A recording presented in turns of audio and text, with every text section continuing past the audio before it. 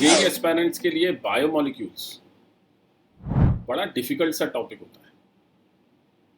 Reason क्या है? Biology से कनेक्टेड है। तो जब बायोलॉजी से कनेक्टेड है, फैक्चुअल है, समझने के लिए बहुत ज़्यादा नहीं है, मैथमेटिकल अप्रोच रख के इसको ग्रिप नहीं किया जा सकता। तो इसलिए जो जेई एस्पायरेंट्स हैं वो बायोमोलिक्यूल से बड़ा दूर भागते हैं। लेकिन भाई एक बहुत सिंपल सी बात है, किसी भी ऑब्जेक्टिव टाइप एग्जामिनेशन में आप किसी भी चैप्टर को छोड़ के नहीं जा सकते। तो पढ़ना तो ये भी पड़ेगा, और अगर पढ़ना पड़ेगा तो समझना पड़ेगा कि इसको ग्रिप कैसे अच्छे से करें। तो ग्रिप करने के लिए सबसे पहले क्या समझ लेते हैं, इंपॉर्टेंट टॉपिक्स कौन कौन से हैं। इंपॉर्टेंट टॉपिक्स में सबसे पहले कार्बोहाइड्रेट्स। अब कार्बोहाइड्रेट्स के अंदर मोनोसैक्रिड्स, ओलिगोसैक्रिड्स, पॉलीसैक्रिड्स, इनके बीच की कनेक्टिविटी, कनेक्टिविटी के अलावा इनके स्ट्रक्चर्स, इनके डिफरेंसेस, ग्लूकोज फ्रक्टोज की रिएक्शंस, राइट, ग्लाइकोसिडिक लिंकेजेस, ये इंपॉर्टेंट चीज़ हो गई, अल्फा बीटा ग्लूकोज, ठीक है, स्टीरियो आइसोमेरिज्म इन मोनोसैक्रिड्स, ये इंपॉर्टेंट चीज़ हो गई, राइट। फिर इसके बाद प्रोटीन्स, प्रोटीन्स के जो स्ट्रक्चरल यूनिट्स हैं अमाइनो एसिड्स, अमाइनो एसिड्स के साथ जो पेप्टाइड बॉन्डिंग है वो, पेप्टाइड बॉन्डिंग के अलावा iso electric point, zwitter ions, ठीक। इसके अलावा प्रोटीन्स के प्राइमरी, सेकेंडरी, टर्शरी और क्वाटरनरी स्ट्रक्चर्स, ये इंपॉर्टेंट है। फिर आप लिपिड्स में चलते हैं, तो लिपिड्स के अंदर ऑयल्स फैट्स के बीच का डिफरेंस, ऑयल्स फैट्स वैक्सेस, इनके स्ट्रक्चर्स, देन इनकी डिफरेंसेस विद स्टेरॉल्स, स्टेरॉल्स होते क्या हैं, ये इंपॉर्टेंट है। देन एंजाइम्स, एंजाइम्स में इन पर्टिकुलर एंजाइम के काम करने का तरीका, एंजाइम्स किस पर्टिकुलर कैटेगरी को बिलोंग करते हैं, एंजाइम का एक्टिवेशन एनर्जी से क्या कनेक्टिविटी है, ये इंपॉर्टेंट एस्पेक्ट है। फिर इसके बाद न्यूक्लिक एसिड्स की बात करते हैं। तो न्यूक्लिक एसिड्स में कौन कौन से न्यूक्लिक एसिड्स हैं, ये किस तरह से हमारी जेनेटिक इन्फॉर्मेशन को ट्रांसफ़र करते हैं और एक्सप्रेस करते हैं, ये सारी चीज़ें इंपॉर्टेंट टॉपिक्स में आती हैं। अब last but not the least, vitamins, जो इंपॉर्टेंट टॉपिक्स की कैटेगरी में सबसे डिफ़िकल्टी वाला जोन स्टूडेंट्स को लगता है। द रीज़न इज़, जो बायो का स्टूडेंट है वो तो वाइटामिन्स को आसानी से समझ भी लेता है, उसकी फिंगर टिप्स पे रहता है। लेकिन जो मैथमेटिक्स का स्टूडेंट है उसने तो वाइटामिन्स पढ़े नहीं होते, उसको मोटा मोटा पता होता है, vitamin A, vitamin B, vitamin C, ज़्यादा से ज़्यादा पता होगा तो हड्डियों के बारे में पता होगा, विटामिन डी, उससे आगे तो वो जाते ही नहीं, राइट। तो वो परेशान करते हैं। अच्छा, उसमें क्या है कि एक तरीके से हमें थोड़ा सा डिफ्रेंशिएशन चाहिए होता है, वो डिफ्रेंशिएशन नहीं कर पाते, फंस जाते हैं, ठीक है। तो ये इंपॉर्टेंट टॉपिक्स की कैटेगरीज है। अब इन इंपॉर्टेंट टॉपिक्स में से कौन कौन से टॉपिक्स ऐसे हैं जो ईजियर है।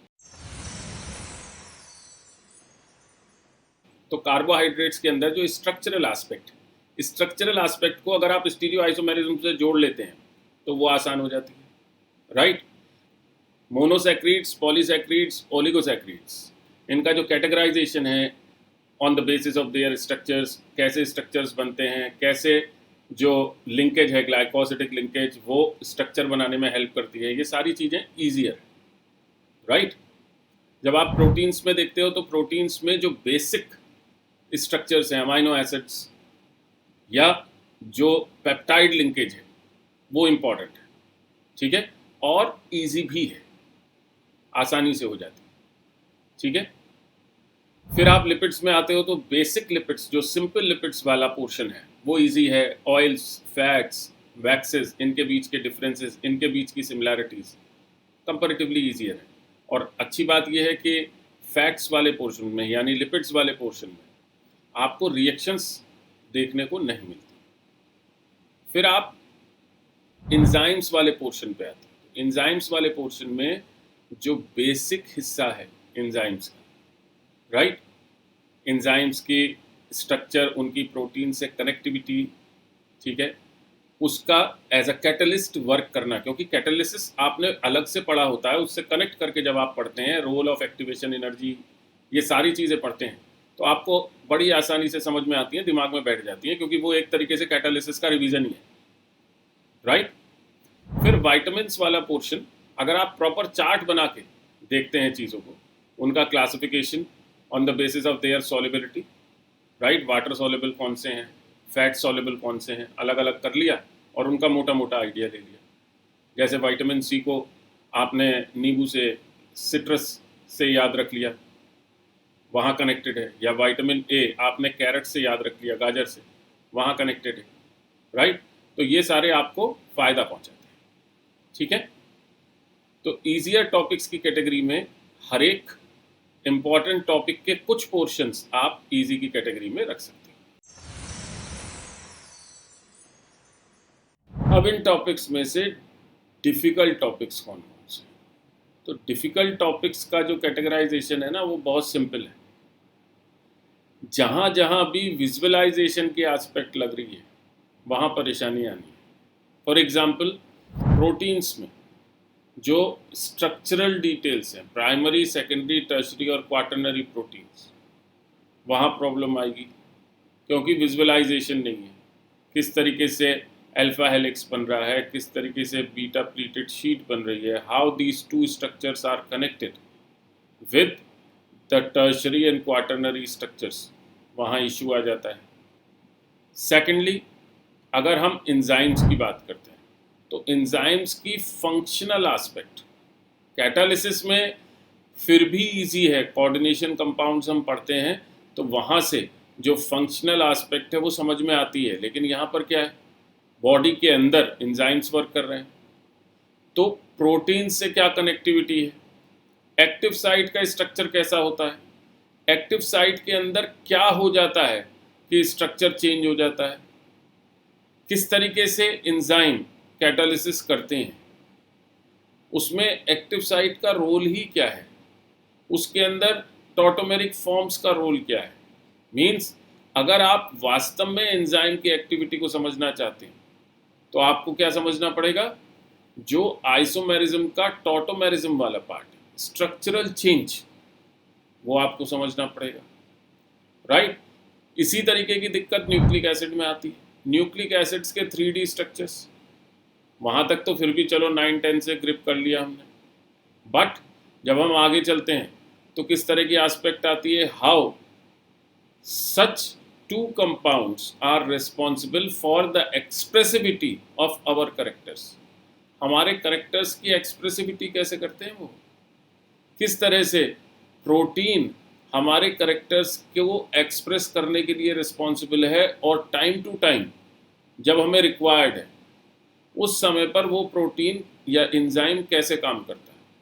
मीन्स ये लॉजिकली सोचना कि एडोलेसेंट एज 12 साल से क्यों शुरू होती है, दाढ़ी हमारे बचपन से क्यों नहीं आ जाती, इस तरह की चीज़ें जो हैं वो वहाँ पे प्रॉब्लम क्रिएट करती है, डिफ़िकल्ट टॉपिक्स के अंदर आती है। अब सबसे इम्पॉर्टेंट एस्पेक्ट, अगर इस चैप्टर को अच्छे से ग्रिप करना है तो पहले आपको क्या क्या पता होना चाहिए। Means what are the prerequisites of this particular chapter, ठीक है। तो साहब आपको बायोलॉजी के बेसिक्स पता होने चाहिए, जैसे जेनेटिक्स, थोड़ा बहुत जेनेटिक्स का आइडिया 9th-10th में जो कम से कम पढ़ा था वो, ठीक है। सेल बायोलॉजी, मॉलिक्यूलर बायोलॉजी का आइडिया ये होना चाहिए, ठीक है। ऑर्गेनिक केमिस्ट्री के बेसिक्स पता होने चाहिए, स्ट्रक्चर मैंने जैसे आइसोमेरिज्म से कनेक्ट करके बताया, आइसोमेरिज्म इन पर्टिकुलर इम्पॉर्टेंट है, वो पता होनी चाहिए, राइट। इसके अलावा तीसरी चीज़, बायोकेमिस्ट्री का आइडिया होना चाहिए, ठीक है। बायोकेमिस्ट्री रियल सेंस में बहुत ज़्यादा हेल्प आपको करेगी। देन फोर्थ, केमिकल इक्विलिब्रिया, क्योंकि एंजाइम्स की रिएक्शंस जो हैं वो केमिकल इक्विलिब्रिया से समझी जा सकती हैं, उसका आइडिया होना चाहिए।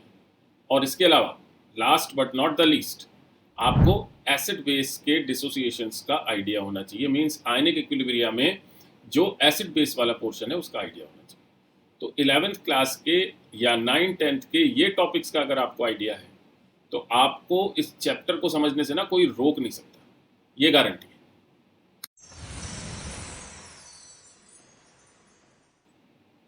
अब अगर वेटेज की बात करते हैं इसकी, तो लास्ट 3 इयर्स में वेटेज लगभग कंसिस्टेंट है इस चैप्टर, यानी इस चैप्टर का जो यूसेज है वो लगभग 4 मार्क्स पर चैप्टर की तरह से आप समझ सकते हैं।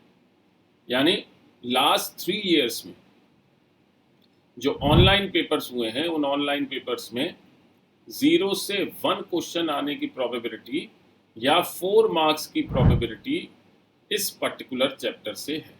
सेक्शन 1 में भी 0 से 1 क्वेश्चन आ सकता है और सेक्शन 2 में भी 0 से 1 क्वेश्चन आ सकता है।